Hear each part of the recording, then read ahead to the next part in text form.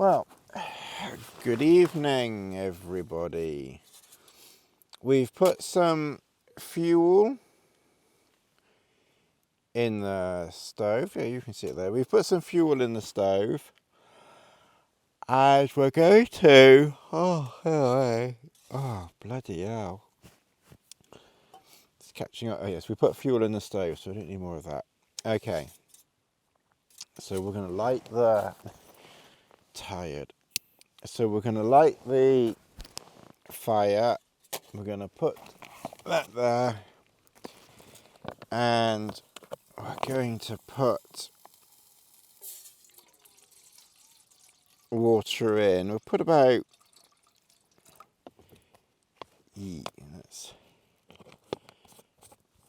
That's maybe a bit too much. I'll put some of that in my cup, I think. That's maybe about 300 ml.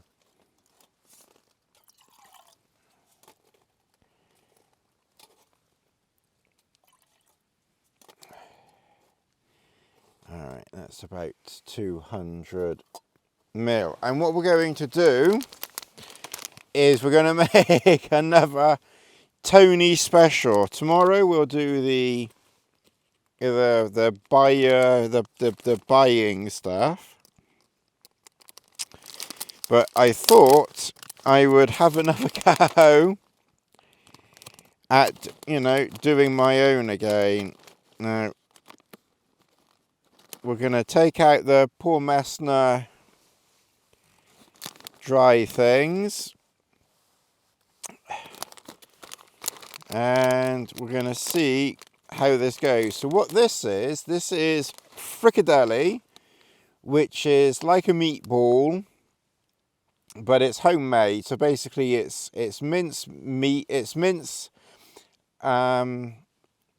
pork, minced beef, an egg, and some breadcrumbs, and obviously some salt and pepper and stuff. And obviously you mix it all together, and then you make these fricadilly things. They're about that size. So basically, this is one of those.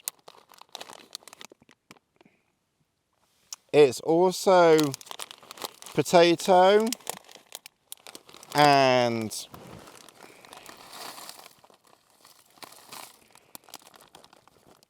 carrot. No, it's not carrot. I can't remember what I put in there now. It's potato, green beans, pepper, and onion. And I prepared it, I think it was like 2 days before I left. I was literally dehydrating it the night before. So it was dehydrating for 18 hours. I think the meat maybe needed, a little bit longer maybe to dehydrate. But as far as I can tell, there was no moisture, on the panel here. So hopefully that indicates that it was, fully dehydrated. So we're going to make this, and we're going to see what it tastes like, and if it's anything like the last ones I've done, it should be okay.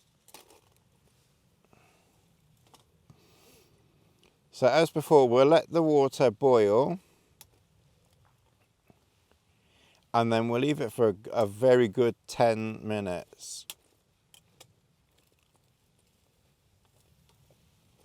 Oh, it's really, really unpleasant out there today. It's supposed to be better tomorrow, 7 p.m, which is now mist, which it is misty out there, exactly misty. So that's boiled. That was a very quick boil. So it's misty out now, which it is. I looked outside earlier and it was very misty. You've got rain, mist all night. 10 degrees. It's not even very warm, is it? 10 degrees. It's like ready winter again.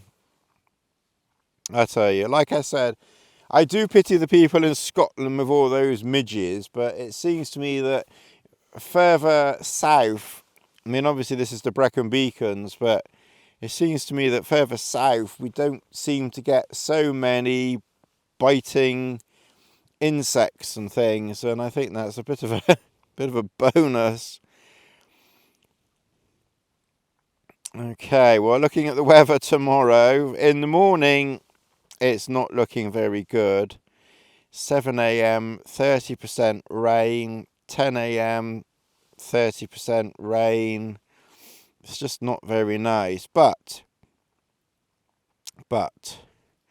realistically we never get going very early anyway. By the time we get going at about 1 o'clock tomorrow, there is some sunshine. So hopefully, if we just take our time relaxing in the morning, by the time we're ready to go, lunchtime, we should have some sun. And it is sunshine all afternoon. Friday, rain in the morning. Friday, oh God, rain all day Friday. Oh dear. Rain on and off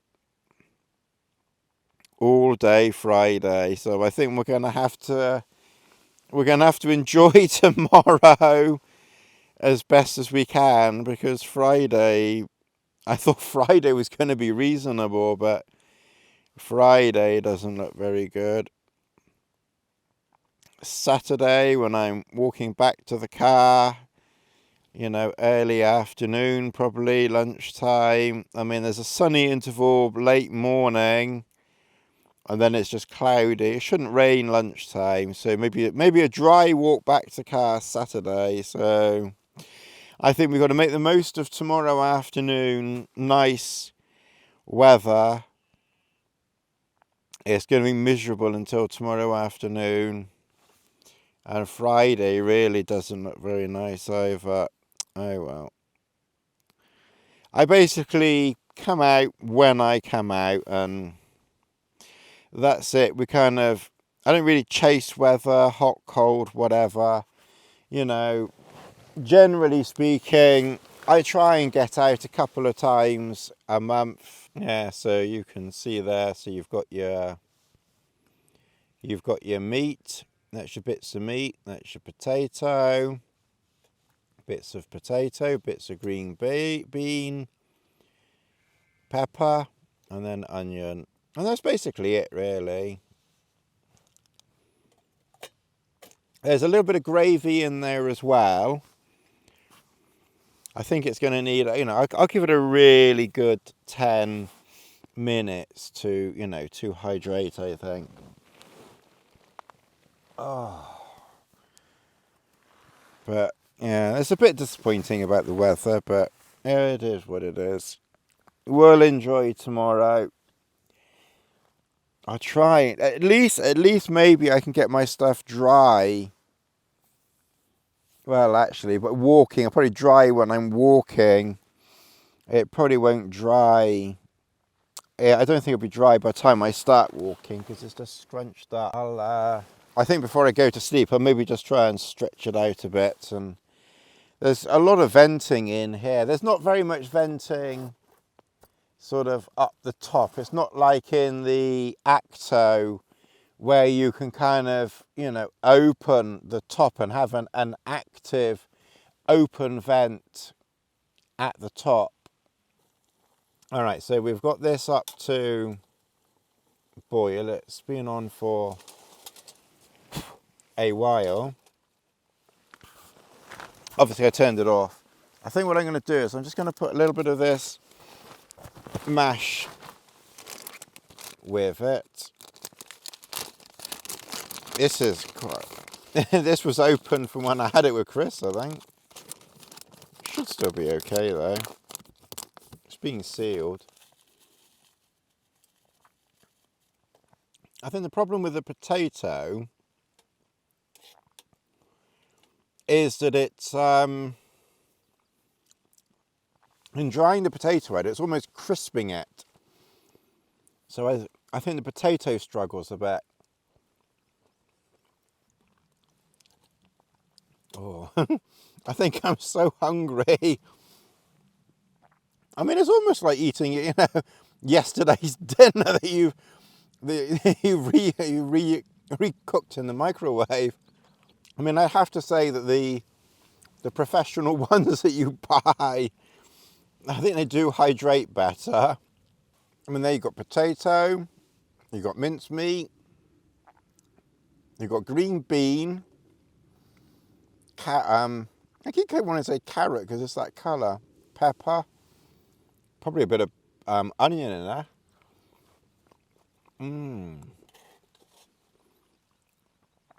To be fair, maybe it just needs soaking for like 10 or 15 minutes before I start cooking it. Well, it may not be as good as the professional ones, but I'm still enjoying it. So I don't know what the belch I don't know what the belch score is going to be done to you. I'll scrape that out and let the monster have some. But apart from the chewiness, oh, that was very nice. I better just get let's get Godzilla in a minute. Do you want to look outside? Oh, pardon me. That wasn't very good, was it?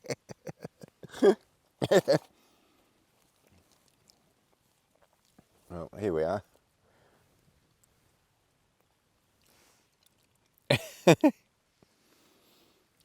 And we're going to show everybody outside. There. It's misty as misty can be. Really, really unpleasant. Oh, let's see. Alright, let me scrape. There's not really much left to scrape. Let's see, because I must admit I did eat most of it, but oh. Now we need a good cup of tea to clean the pot out now. So we had bolognese tea. Now we're going to have meatball tea. Oh, God. Oh, let's see. It's not quite as nice as it has been, is it? Not quite as nice as the last camp when it was like hot and sunny.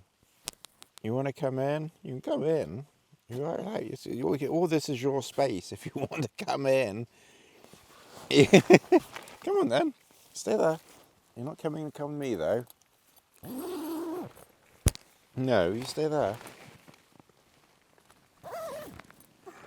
No, you stay there. Look at the state of you. No, you stay there. No, you stay there. Alright, well, we're going to make a cup of tea, have another Nutrigrain or something, and then we're going to settle down for the evening. It'll be 8 o'clock soon. No, you stay there. No, lassie, no, you stay there. Good girl. Good girl. Good girl. No, you stay there. Good girl. You want to give me a kissy? You want to give me a kissy? Oh, lassie. Let me give you a kiss on the nose. Hold your head still then. Stay. You're all wet. I'd rather have a wet pussy than a wet dog, but never mind. Beggars can't be choosers, can we? No, you stay there. Oh, God almighty, lassie. It's no wonder nobody watches us. But we don't give a flying fiddlesticks, do we? We literally just don't care now. It clearly is what it is, and that's how it's just going to stay. We've tried every single thing. No, you stay there. We've tried everything and failed at every single thing. Literally tried everything and failed it all. Oh no, Lassie, you are horribly wet. No. All right, it doesn't mean it's all right for you to do anything. It means all right, we've got to get on and do something. Oh, Lassie.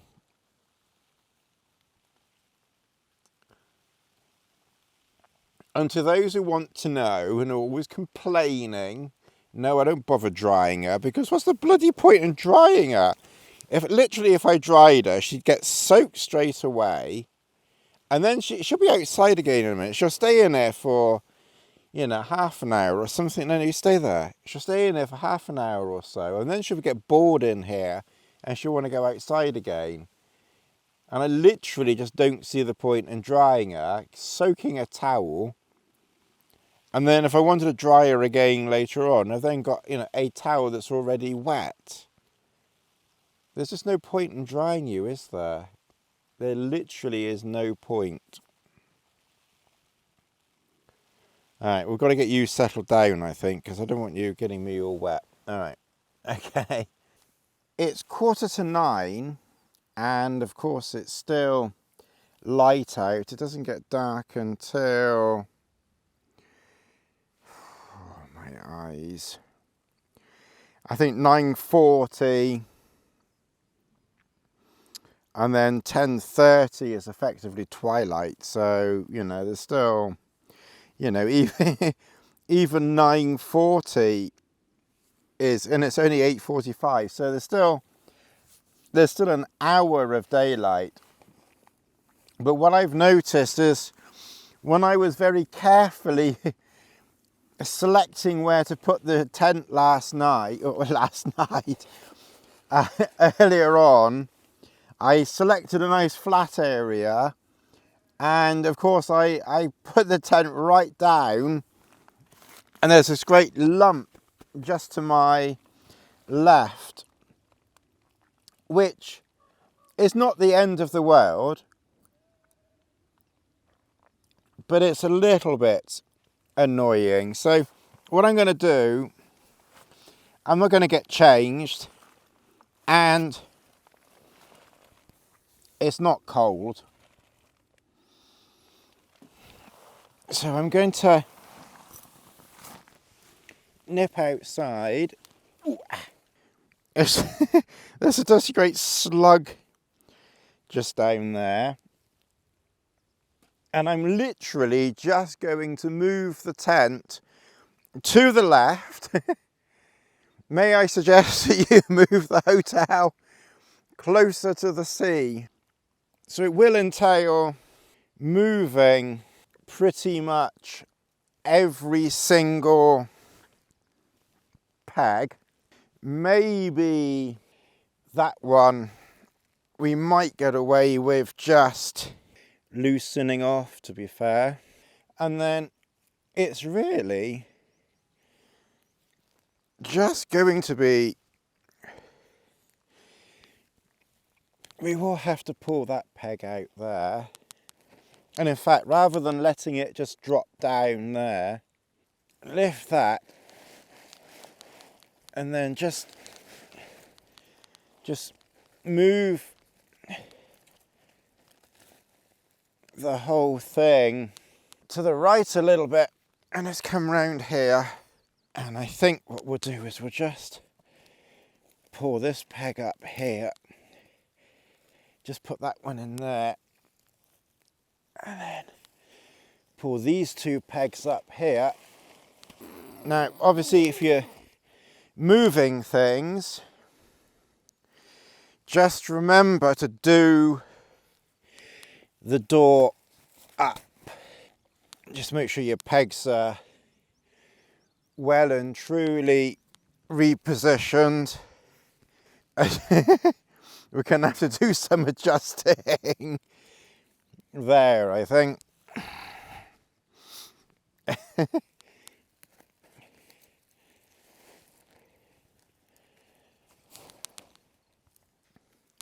And then the last one to do. Now this one's now very loose.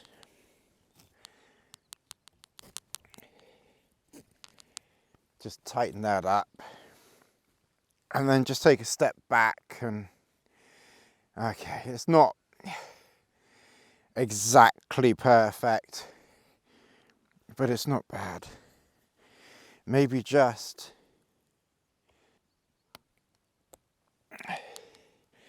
and maybe we just need to just tighten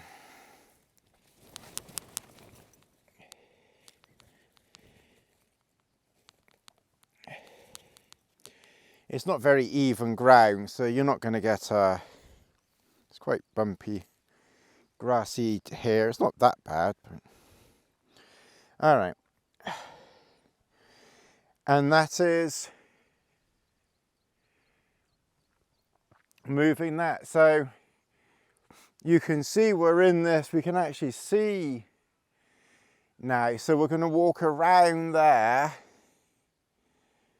Although, if we're going in that direction, which I think we will be, we could just cut straight across there. We don't have to walk all the way around there. We could cut straight across there, and then Fanfois is just over there somewhere, and then we'll be camping there. It's quite, yeah, it's quite steep. I wouldn't want to be trying to get up there. I don't think you'd get up there very easily. That is steep. I think you'd get stuck on some of those steep bits there. I think some of that, I'm not sure if that rain's coming back again or not, but anyway, we've rejigged that, so we'll probably have a little bit of a tidy upping inside to do, but hopefully that's just got me away from that lump. There's like a million wind farms over there.